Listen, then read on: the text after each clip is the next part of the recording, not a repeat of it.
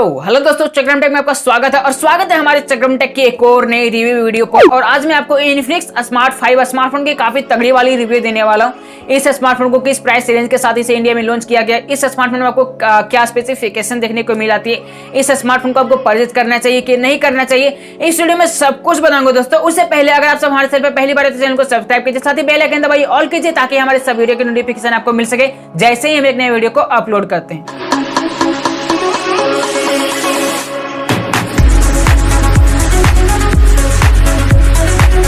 सबसे पहले अगर इस स्मार्टफोन के डिस्प्ले की बात करें दोस्तों, तो इसमें से आपको एंड्रॉइड वर्जन 10 अपडेटेड मिल जाता है। 6.82 इंच की HD plus IPS LCD display मिल जाती है। 720p का स्क्रीन रेजोल्यूशन इसमें से आपको देखने को मिल जाता है, जो कि 20.5:9 एस्पेक्ट रेशियो इस स्मार्टफोन डिस्प्ले का दिया गया है। बेजल लेस डिस्प्ले इसमें से आपको देखने को मिल जाता है, जो कि वाटर ड्रॉप नोच स्टाइल डिस्प्ले के साथ में आता है।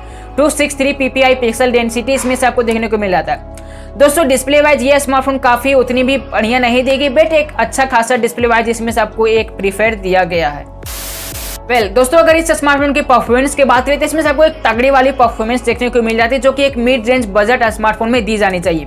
इसमें से आपको मीडियाटेक हेलियो G25 चिपसेट का यूज किया जाता है, जो कि ऑक्टा कोर प्रोसेसर इसमें से आपको देखने को मिल जाता है। 2GB का रैम मिल जाता है। 32GB का इंटरनल स्टोरेज इसमें से आपको देखने को मिल जाता है। एक्सटर्नल मेमोरी कार्ड इसमें से आप 256GB तक लगा सकते हो, जो कि ये स्मार्टफोन आपका OTG को सपोर्ट नहीं करता है। जी हाँ, ये स्मार्टफोन आपको OTG को सपोर्ट नहीं करता है।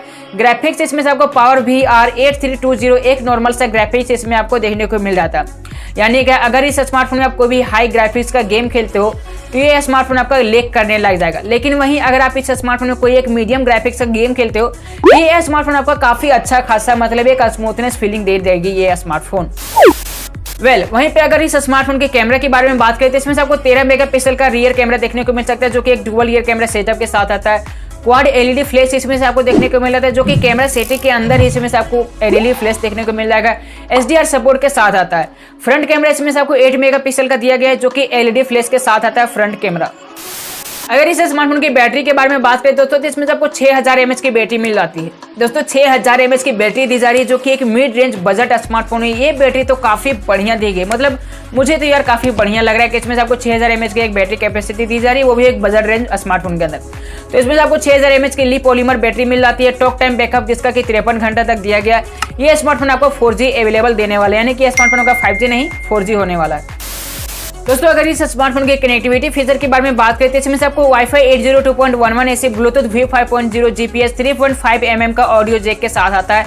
और अगर वहीं पे इसके फिंगरप्रिंट के बारे में बात करें तो इसमें से आपको रियर माउंटेड फिंगरप्रिंट स्कैनर देखने को मिल जाता है। इसका प्राइस दोस्तों 7199 रुपये रखा गया, जो कि फ्लिपकार्ट पे अवेलेबल है। आप इसे फ्लिपकार्ट के द्वारा परचेज भी कर सकते हो। दोस्तों मुझे तो यह स्मार्टफोन काफी सही लग रहा है, क्योंकि इसमें से आपको budget mid range budget smartphone में इसमें से आपको 6000 mAh की बैटरी देखने को मिल जाती है, जो कि अदरवाइज दूसरे स्मार्टफोन में ये देखने को नहीं मिलता है। मैं मान सकती हूँ ये एक थोड़ी इन्फिनिक्स का दिए गया है, बट इसमें से आपको परफॉर्मेंस भी अच्छा खासा देखने को मिल जाता है। अगर आप इसे रेगुलर यूज करने के लिए परचेज करना चाहते हैं तो आप इसे डेफिनेटली परचेज कर लो। ये स्मार्टफोन आपको काफी अच्छा खासा परफॉर्मेंस इसमें से आपको देखने को मिल जाएगा। और इसका बैटरी बैकअप दोस्तों 53 घंटा तक दिया जा रहा है, जैसा कि मैंने आपको पहले भी बता चुका है। तो आप इसे डेफिनेटली परचेज कर लो, यह स्मार्टफोन आपका काफी सही है।